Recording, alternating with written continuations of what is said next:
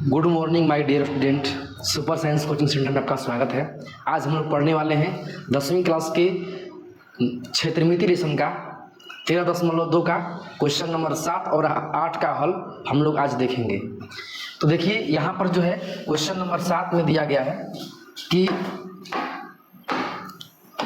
एक ठोस में ऊंचाई 120 और त्रिज्या 60 वाला एक शंकु सम्मिलित है जो 60 सेंटीमीटर त्रिज्या वाले एक अर्धगोले पर अध्यारोपित है। यानी कि जो यहाँ दिया गया है कि एक ठोस में क्या है, तो ऊंचाई 120 वाला, इसका ऊंचाई दिया गया है 120 सेंटीमीटर और त्रिज्या 60 वाला, इसका त्रिज्या है 60 सेंटीमीटर वाला एक शंकु सम्मिलित है। एक क्या सम्मिलित है? शंकु। इस ठोस को पानी से भरे हुए नहीं सम्मिलित है।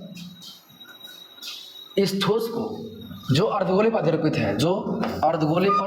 है, अब इसको पानी से भरे हुए एक बेलन में हम लोग डालेंगे। ये पानी से भरा हुआ बेलन है, इसी में इस ठोस को डालना है। अगर हम इसको पानी से भरे हुए बेलन में डालेंगे और इसका साइज दिया गया है, त्रिज्या 60 है और इसका ऊंचाई 180 सेंटीमीटर है। अब हम इसको इसमें डालेंगे तो क्या होगा, इसमें के सारे पानी जो है सब वही रहेगा, लेकिन इसको इसमें डालने पर ना कुछ पानी बाहर गिर जाएगा। आप देख सकते हैं कि यहाँ पर जो है एक बेलन के अंदर में ये शेप शामिल हो गया है। यहाँ पर एक बेलन और बेलन के अंदर में ये शेप शामिल है, शंकु यहाँ पर है और नीचे में है ये अर्धगोला। इसको जो है इसमें डाल दिया गया है तो ये ऐसा शेप बन गया है। अब इसको भरे हुए पानी में जब डालेंगे तो इसका शेष पानी बाहर गिर जाएगा और कुछ साइड का पानी बचेगा। साइड का पानी बचेगा तो शेष बचे पानी का आयतन निकालना है। आप यहाँ देख सकते हैं, बोल रहा है कि ऊंचाई 180 और त्रिज्या 60 है इसका, तो बेलन में शेष बचे पानी का आयतन ज्ञात कीजिए। इसमें शेष बचे, इसमें जब इसको डालेंगे तो शेष बचे पानी का आयतन निकालना है। ठीक, तो इसको ऐसे बनाएंगे, लिखेंगे कि सबसे पहले शंकु और अर्धगोला में क्या क्या मान दिया हुआ है, जो मान दिया हुआ है उस मान को लिखते हैं। लिखेंगे शंकु में ऊंचाई का मान दिया है 120 और त्रिज्या का मान दिया है 60। अर्धगोला में त्रिज्या का मान 60 है और बस त्रिज्या का मान 60 दिया गया है। और इसके बाद चलते हैं बेलन में, तो बेलन में कुछ अलग है। बेलन में त्रिज्या वही है 60, लेकिन जो इसका हाइट हो गया है वो हाइट हो गया है 180। इसको हम बड़ा एच मान लिए क्योंकि इसका ऊंचाई अलग है, ये सब आर एक ही मान लिए क्योंकि सब त्रिज्या सेम है। जो मान उसमें था वो मान हम लिख लिए। अब हम देखते हैं कि शंकु और अर्धगोला को एक में ज्वाइंट करके किस में डाला गया है, बेलन में। तो सबसे पहले इसका आयतन हम लोग निकाल लेंगे, ज्वाइंट का आयतन निकाल लेंगे, फिर इसका आयतन निकाल लेंगे और जब हम इसको इसमें डालते हैं तो पानी कुछ बाहर गिरता है और शेष पानी बचता है। तो इसके आयतन में से इस दोनों के आयतन जोड़ करके घटा देंगे तो शेष बचे पानी का आयतन आ जाएगा। तो सबसे पहले हम उस ज्वाइंट का आयतन निकालते हैं। लिखेंगे कि शंकु का आयतन 1/3 pi r square h, 1/3 pi 22/7 r, त्रिज्या है 60 इंटू ऊंचाई एच है 120, शंकु की ऊंचाई 120 है। अब इसे हल करके तो ये कट जाएगा 40 बार में, 22 गुने 60 का गुना 60 में 3600 गुना 40 बटे में 60। इसको एक स्टेप और हल कर लेते हैं। 22 का गुना 40 में 880 गुना 3600 बटे में 7। इसको भी गुणा कर लेते हैं 3168,000 बटे में 7 सेंटीमीटर क्यूब। ये आयतन आ गया शंकु का। फिर निकाल लेते हैं अर्धगोला का आयतन। अर्धगोला का आयतन का फॉर्मूला होता है 2/3 पाई आर क्यूब। इसका भी हल कर लेते हैं तो 2/3 22/7, त्रिज्या है 60, इसको लिख देंगे 3 बार क्योंकि ये है क्यूब। 3 से 60 कटेगा कितने बार में? 20 3 60, 20 बार में। गुणा कर लेंगे 22 दूना 44 गुणा 20 गुणा 3600, इसका गुणा इसमें 3600 बटे में 7। इसको भी गुणा कर लेते हैं तो ये हो जाएगा 880 गुणा 3600 बटे में 7। अब इसको गुणा करना है तो देखिए इसका गुणा हम लोग ऑलरेडी कर चुके हैं यहाँ पे, जिसका आंसर आया है इतना 31 68 000 बटे में 7 सेंटीमीटर क्यूब। हम लोग गोला का भी अर्धगोला का भी निकाल लिए और इसके बाद शंकु का भी निकाल लिए। अब इसका भी आयतन निकाल लेते हैं, बेलन का। बेलन में कितना उसका वॉल्यूम है, कितना आयतन है वो भी निकाल लेते हैं। लिखेंगे बेलन का आयतन बराबर, बेलन का आयतन बराबर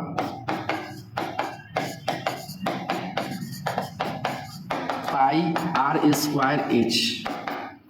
इसमें हम लोग बड़ा h ले लेते हैं क्योंकि इसमें बड़ा हाइट बनाया था।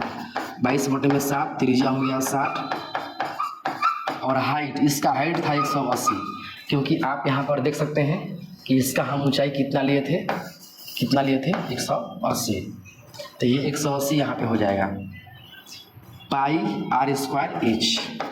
इसको गुणा करेंगे तो 22 3600 हो जाएगा, ये 180 बटे में 7। इसको गुणा करेंगे तो ये आएगा 792 00 गुणा 180 बटे में 7। इसको भी गुणा कर लेते हैं। इसको गुणा करने पर आएगा 14256 000 बटे में 7 सेंटीमीटर क्यूब। अब हम देख रहे हैं कि यहाँ पर ऐसा किया जा रहा है कि जो ये शेप है इसको इसमें डाला गया। जब इसको इसमें डालेंगे तो इसका जितना भी ये क्षेत्रफल है, जितना भी स्थान गिरता है उतना पानी क्या हो जाएगा, बाहर गिर जाएगा।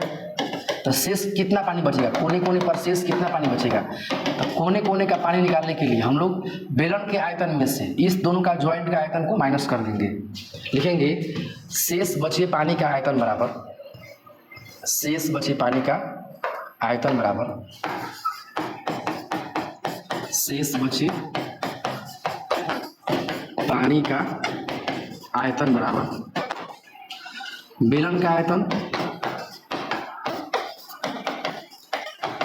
माइनस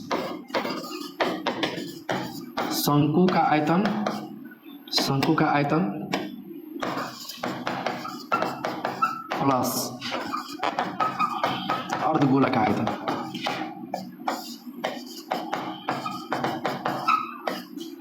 अब बेलन के आयतन का जो आंसर आया था वो है 14256 000 बटे में 7 माइनस शंकु का आयतन का फॉर्मूला पर हल किए थे तो इसका आंसर आया था 31 68 000 बटे में 7 और अर्धगोला का भी इतना ही आया था। आप यहाँ पर इसको देख सकते हैं 31 68 000 बटे में 7। अब हमें यहाँ पर जो है इसको हल कर लेना है 14256 000 बटे में 7 माइनस इसका एलसीएम 7, दोनों को जोड़ देंगे 31 68 000 प्लस 31 68 000, तो ये 14256 000 बटे में 7 माइनस। अब हम लोग यहाँ पे क्या करेंगे, इसको ऐड कर लेंगे। तो ये ऐड करने पर 000 है तो 000 हो जाएगा। 8 8 16 का 6 हासिल 1 6 6 12 1 13 के 3 हासिल 1 1 2 3 3 6 इतना आएगा। और इसको हम लोग बट्टे का घटाव कर लेते हैं। इसका एलसीएम 7 14256 000 माइनस 6 1 3 6 000।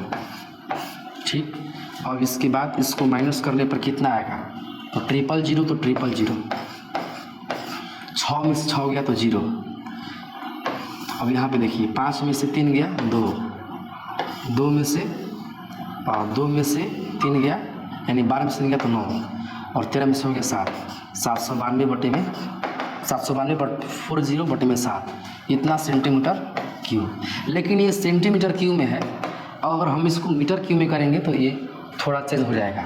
यानी देखिए 792/407 सेंटीमीटर क्यूब, यानी कि सेंटीमीटर सेंटीमीटर सेंटीमीटर। इसको मीटर में करना है, तो मीटर में करने के लिए इसमें हम लोग एक काम करेंगे। 1 सेंटीमीटर में कितना मीटर, तो 1/100। यानी सेंटीमीटर को मीटर में करने के लिए 100 से भाग देते हैं, तो 1/100 मीटर। सेंटीमीटर को मीटर में करने के लिए 100 से भाग देते हैं, 1/100। सेंटीमीटर को मीटर में करने के लिए 1/100। यहाँ पर 3 बार क्यों किए, क्योंकि यहाँ पर क्यू है, इसीलिए 3 बार होगा। और ये कट जाएगा, फिर ये भी कट जाएगा। कितना बचा, 792/7 और 0000 मीटर क्यूब। इसे डिवाइड करेंगे तो ये आ जाएगा 1.131 मीटर क्यूब आंसर। इतना आयतन का पानी उस कोने कोने भाग में बचेगा। इस तरह से हम लोग 7 नंबर क्वेश्चन क्लियर किए। अब चलते हैं 8 नंबर सवाल में। यहाँ पर देख सकते हैं कि इसमें दिया गया है कि एक गोलाकार कांच के बर्तन की एक बेलन के आकार की गर्दन है। यानी कि जो इसका गर्दन है ना, वो है बेलन के आकार की। इसका जो गर्दन है कैसा है, बेलन के आकार की है, और जिसकी लंबाई 8 सेंटीमीटर है। इसकी लंबाई कितनी है, तो इसकी लंबाई है 8 सेंटीमीटर, ठीक। और जो व्यास है इसका वो 2 सेंटीमीटर है। इसका व्यास है 2 सेंटीमीटर, जबकि गोलाकार भाग का व्यास 8.5 है। गोलाकार भाग का जो व्यास है वो 8.5 है। अब इसमें बोल रहा है कि इसमें भरे जा सकने वाली पानी की मात्रा माप कर। एक बच्चे ने यह ज्ञात किया कि इस बर्तन का आयतन इतना आएगा, 345 आएगा। जांच कीजिए कि उस बच्चे का उत्तर सही है या नहीं, यह मानते हुए कि उपयुक्त मापन आंतरिक मापन है और पाई का जो मान है वो इतना प्रयोग करना है, 3.14। आप यहाँ देख सकते हैं कि इतना जो है इससे दिया गया है। एक ऐसा समझिए घड़ा है, घड़ा का ये गर्दन इतना लंबा है, 8 लंबा है, इसका व्यास 2 है। नीचे में एक गोलाकार भाग है जिसका व्यास 8.5 है। और इसका जो आयतन, इसमें कितना पानी भरेगा, इस आयतन को एक बच्चे ने ज्ञात कर दिया। ये जो है एक बच्चा है और इसने क्या किया कि इसका आयतन निकाला, जिसका आयतन 345 सेंटीमीटर की। अब आपको बताना है कि इस बच्चे का आंसर जो है सही है। आप इसका आयतन निकालिए, गोला का आयतन निकालिए, बेलन का आयतन निकालिए, जोड़ दीजिए। क्या जोड़ने पर इतना आ रहा है? आप इस बच्चे के आंसर से सेटिस्फाइड है कि नहीं है? तो इसके लिए आप एक काम करेंगे, अब दोनों का मान लिखेंगे बेलन में कितना मान दिया है। तो इसका व्यास दिया है 2 सेंटीमीटर, तो इसका रेडियस हो जाएगा 2/2 यानी कि 1 सेंटीमीटर। और इसका जो हाइट है वो दिया है 8 सेंटीमीटर। अब हमें निकालना है इस गोलाकार भाग में, तो गोले का व्यास कितना है 8.5। लिखेंगे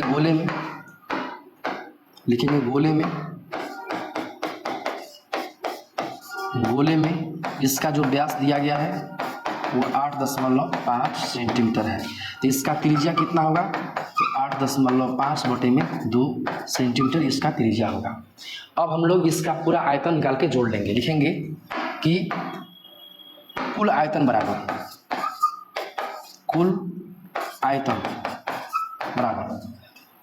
बेलन का